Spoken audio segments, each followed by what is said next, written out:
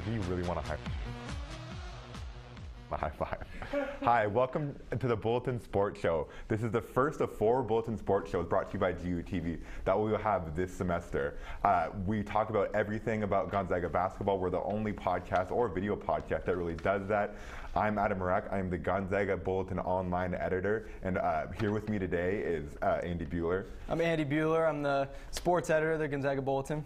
I'm Matt Johnson, managing editor, former sports editor. I'm Riley Peshan, one of the other sports editors of the Bulletin, along with Andy. Yeah, and just so you guys know that last year Matt and I were both the sports editors, so we pretty much taught everything to Riley and Andy. So all the good stuff they do is really just like it's us. It's us. Only yeah. the good stuff. Yeah. And the bad things, but we'll touch on that later. They don't do any bad things. So I mean, let's just go over the decorum really quickly. We got some interesting stuff right here. We got the big stuff. Canadian flag to honor Kevin Pangos. And Kyle. And Kyle. We got our mini Zags from the brought to you by the Bulletin. Right now we have Kevin, Kiani, Shelby, Gary, Sonny, and Shemek all there. And then you guys want to talk about Spokandyland? Well, first of all, the flag also honors Adam Marak, correct? Yes? Okay. You're too kind, Matt. Needed to touch on that. And then we have the Spokandyland wrap, which is something that Andy and I worked on earlier this year, along with Brittany Bulawa, somebody in our publication staff. And it just kind of gives you a little bit of a game board to play to follow Gonzaga's schedule throughout the year, taking us to our events when we went to New York, when we went to Seattle, when we traveled down into California, and hopefully when we go to Vegas in the tournament. And along with that, we have a Tent City sign that I managed to somehow come away with my sophomore year here from tents 1 through 10. And won't say if they let me take it or not, but we have it now. Come away with as This well. this final piece is just the cherry on top. Stephen Gray jersey. I mean, I have no further comments. It's a fantastic jersey. Great addition. Yeah. So just, I mean, actually getting to real basketball and real basketball topics. So starting off, it's the landscape of the WCC right now. Gonzaga, we're out to a pretty big lead, 16-0 or 17-0? 16-0. St. Mary's is second. They're 12-4 in conference. BYU is third, 11-5. St. Mary's is kind of the only real competitor that really gave us any competition. They're 20-7 overall. So, I mean, what do you guys think of the WCC so far? I think it's pretty strong. I mean, just in terms of the top, especially when you look at St. Mary's and BYU this year, I mean, definitely near the bottom, there's some teams that don't necessarily compete as well with LMU and Pacific. But when you look at St. Mary's and BYU, and I like to look at especially Portland and Pepperdine this year, they've given Gonzaga a little bit of fits just in certain aspects of the way they play their games, and how Mark Few's touched on so many times. When you travel down to the arenas, especially on the road, it's difficult when you watch film to see all those arenas that are just kind of empty when you're watching, let's say, like a Pacific San Diego game. But when the Zags travel down there, it's packed, the players have an extra energy, and it's difficult to deal with. And when those teams are this talented, like BYU and St. Mary's are this year, it's definitely difficult to handle on the road. And I have a team I'll really give a special credit to, and that is Pepperdine, because they have given us a huge test on the road. They almost beat us down at their place, stinky little gym. And they came in here and they gave us a really good test for our first half just a couple weeks ago when they were here. And so I just think they deserve a lot of credit, especially for giving us a good game in McCarthy. Not a lot of WCC teams have done that recently. And I think the second half of the WCC play, we had a good opportunity to see the Zags go to, especially their Bay Area trip, both sellout games at USF and Santa Clara, games where a guy like Jared Brownridge can go off, shoot the lights out. Gary necessarily needed help from Eric defending him. Same thing at San Francisco. Go down and play St. Mary's. We're getting their best shots, and I think that will provide ample test come March. Yeah, and on Tuesday when the team had media availability, they actually talked about that a lot. They said that, I mean, Kevin really emphasized that they don't really mind it. I mean, the crowds don't bother them. I mean, we've all played basketball before. When it's loud and crazy, it just makes you play better. But the thing is, though, that when that crowd is going crazy, it helps the other team more than it hurts your team. So they're the ones that are hitting threes, and we saw that against St. Mary's too. Every time Aaron Bright would somehow make a jump shot, he hasn't barely done it all season. The crowd would just go nuts. Whenever Waldo would get a post up, the crowd would go nuts, and they were visibly showing it too, just their emotion and everything. And I think that's a big factor in how well they play. Yeah, I mean, we talked about it on an earlier podcast. These schools really get up for the Gonzaga game, and that, as you said, it doesn't I don't think it so much hurts us. I mean, Gonzaga's used to playing games in tough environments, but it sure gives a boost to those other teams that probably aren't used to having their crowds come out. You know, it's probably double the size of normal games. Probably gives them a big boost. And particularly with St. Mary's, I mean, I think that was the loudest I've seen their crowd in the past 4 years when the Zags have traveled down there. Even when we were #1, because that game wasn't necessarily as close as we saw last week. But I mean, when you have a Gales team that is looking to make a tournament run right now, they're sitting at 20-7 overall. They're kind of on the bubble, and a Zags win would have been huge for their resume. But I mean, when they're up 17 in the first half, that whole place is going insane. Yeah. And I haven't seen anything quite like it. I think one of the important things, if we want to focus on the St. Mary's game that, Riley, you touched on in your column this week, is that they came out and they made their first 7 out of their first 9 threes. They were shooting the absolute lights out, up 17. And I think the way the Zags responded to that, because you know that that's going to drop off. You know that that's not going to last forever. But the way that the Zags responded to that with defense, making the correct baskets, I think that that's something that we can really see as beneficial coming up. Yeah, I think it's timely defense too. I think overall, if you look at that entire performance, I mean, I wouldn't say it was an impressive performance by Gonzaga. They were getting open threes, but they were just hitting them, which is the thing, and that's how they got out to such a huge lead. But do you guys ever feel like we were going to lose that game? Because I actually felt that during that game, and I had never had that before at all this season, other than Arizona. Actually, not even against Arizona, too. It's just been so rare this season. Yeah. I absolutely felt it. I mean, it's the whole thing, and it's also what I wrote about. You have this inevitable regression, you think, when a team starts 7-9 from 3, and especially when the Zags opened up the game shooting sub 50% for the first 10 minutes or so, which is pretty rare from a team that's been shooting the ball so well the whole year.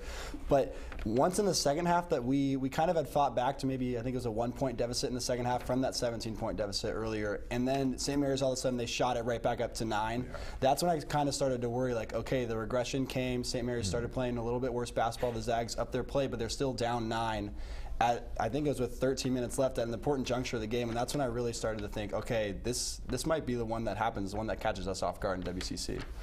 Yeah, and I wouldn't say that's necessarily a bad thing. One loss, I mean, it might push us down to a 2 seed, but overall, the fact that, but just the way we came back to was unbelievable to watch, because the guys were just going nuts, and then Wilt in that final minute or so, the 10 points, the 2 blocks, and just yelling. I mean, he started to yell, and I forgot who his blocks faced. He started to yell, but he kind of turned away. But I mean, we've seen him with opposing with team interactions. Like, he's not the nicest guy. And I mean, talk about making your case for a #1 seed. I mean, like, while Wisconsin, which is a team we'll touch on later, while Wisconsin goes into Maryland, falters down the stretch, we go into a very hostile environment against our arch rivals, down huge, and make a very late game comeback to keep our undefeated record in conference play. I mean, when you're talking about the postseason eye test, what other kind of argument do you need for a #1 seed? And it wasn't just the way that we fought back, I think, during the game. Also the closing speed, which what you touched on in the last couple of minutes when Wiltshire went off. Like he had 20-something to 5 run. It was incredible. It was a 24-5 run. We won by 10. Yeah, we won by 10. We won by 10. We were down the entire game. The whole game. Down 9 with 6 minutes left. Yeah, that was, I mean, in the last, I think it was like 2.5 minutes or something, like 20 points scored by the Zags. Just the closing speed. They ended on a 12-0 run to give it ended up looking like a pretty comfortable victory if you maybe missed the game and you were just looking back like, oh, the Zags won 70-60. Wiltshire put up 16 and 10. But before that, I mean, in those final 2 minutes, Wiltshire had 8 points. He had 5 boards. He had 2 big blocks, and you saw him get fiery after those blocks. It's an awesome thing to see. And that's, I think, the closing speed. It really just made it, instead of a come-from-behind win, a pretty emphatic win for GU. Yeah, and Wiltshire and his rebounds, too. In the big Jordan Kahn piece that went on Grantland last week, John Calipari kind of talked about it. He said the biggest surprise that Wiltshire has had was that he's kind of bulked up so he could actually get those rebounds. And it seemed like it was just a weird timing, because that story came out last week, and Calipari talked specifically about that. And then every single time in that last couple minutes that you saw Kyle get a rebound, he was showing some sort of emotion. He'd rip it down, kind of throw a little bit at Bose a little bit, but it wasn't too malicious. But it looked like it was finally something that he was just getting done. It was something he was getting to himself. Oh yeah, his strength and grace and just general athleticism has made leaps and bounds over the years. I mean, do you guys remember what he looked like as a freshman at Kentucky? I mean, very kind of awkward, and he's really come into his own this season. I mean, as one of the best players in the country. Yeah. I would still say that I don't think he looks just an unreal different than he did 2 years ago. A lot better. He does look better, but I think that the thing that I want to touch on is that he was the last year with Travis Knight. He was getting bumped around. He had those 180-pound weights on him, and he learned how to take contact in the post. And that's something that 20 pounds maybe won't make that difference, but what he did last year made a huge difference. Well, I will agree with you that, I mean, imagine when he's bumping up against somebody, the likes of Kentucky and kind of those big, bruising power forwards. I still don't know if he has the size and just kind of the body to kind of muscle up to those guys, and that's where I'll agree with you. Like he still has to make significant strides, especially on defense with his physicality. But he's not that liability that he was at Kentucky. He's not. When he went in the game, he was right at the end of that rotation off the bench, and when he went into the game, the other team, it was all kind of the victory. Yeah, it was. But the game plan of the other team was drive at Kyle, and Calipari owned up to that in that Jordan Kahn article. And I think it all kind of came to fruition in the game against Pacific, the 45-point game. But I mean, we'll have to go to break right now. But we'll talk about Kyle Wilcher's game against Pacific, 45 points. You won't want to miss that. You're watching the Bulletin Sports Show on GUTV.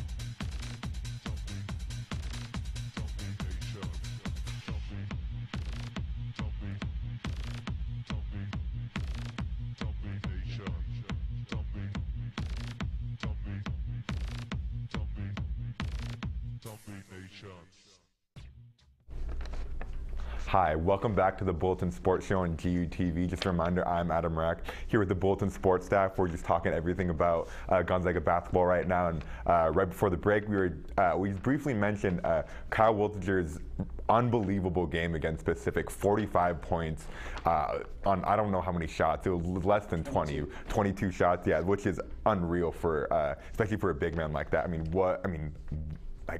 What made that so special? 45 points, 15 of 22 from the field, 7 of 9 from deep. But what we were talking about before the break and how Wilcher's kind of gotten his body a little bit bigger, we've always known he can shoot, and he went 7 of 9 from 3 in that game.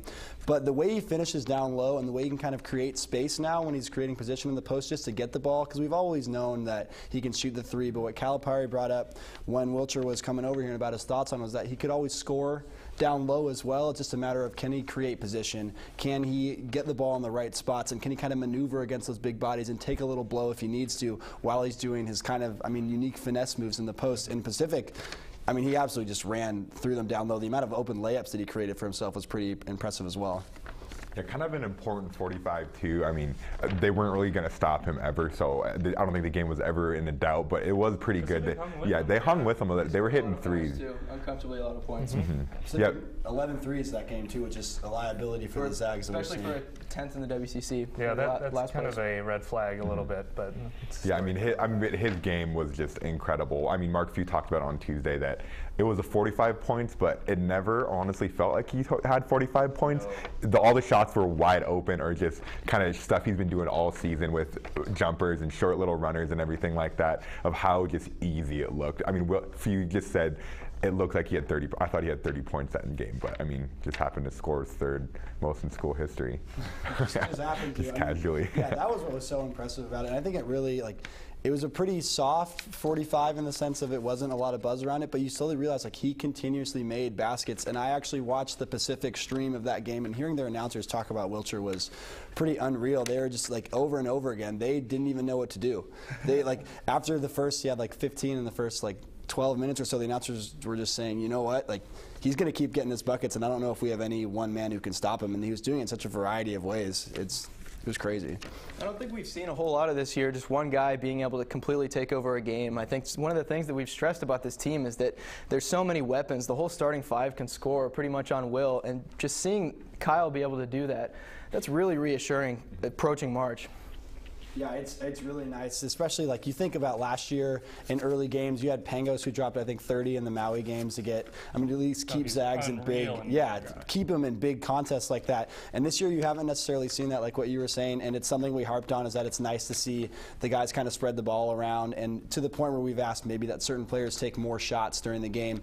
But it's definitely nice and comforting, I guess, at least from a fan's perspective, to know that when we have a game like the one against Pacific where they're knocking down 11 threes, it's a huge upset opportunity for them, and it would have just been a devastating loss for the Zags.